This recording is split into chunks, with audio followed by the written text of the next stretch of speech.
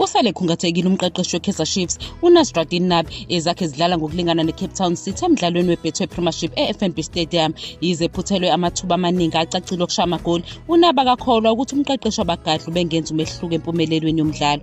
Kodwa uNabi akazange alichithe icebo lokubheka umqeqeshi wabagadli esikhathini esizayo. IChiefs ithwale kanzima ukuzisebenzisa amathuba ayo kule sizini, nokuphoxeka kukaNabi kuyabonakala. Ukunqoba bekuzokwenza iKaizer Chiefs inyukele ku-31 points, isale ngamaphuzu amathathu kuphela kusekhukhuni bese iqhwakele endaweni yesithathu. uNabi ugxeka amaphutha eqembu lakhe aqhubekayo nokungakwazi ukusebenzisa amathuba okushaya amagoli. Uzwakalise inhlonipho ngeCape Town City, kodwa wagcizelela isidingo sokuthi iqembu lakhe lihlole izinkinga zalo futhi lithuthukise indlela elidlala ngayo. Umqeqeshi wabagadli angase engeze ubuchwepheshe emnyangweni ohlaselayo wamakhosi, anikeze umhlahlandlela oyispecial ozosiza abagadli baleli qembu ukuthi bathuthuke kuqedeni nasekuthatheni izinqumo ebhokisini. Lokhu kungaba usizo olukhulu eqenjini elifana neleKaizer Chiefs elithwale kanzima ukuthola umgqiqo phambi kwamapali kule sizini.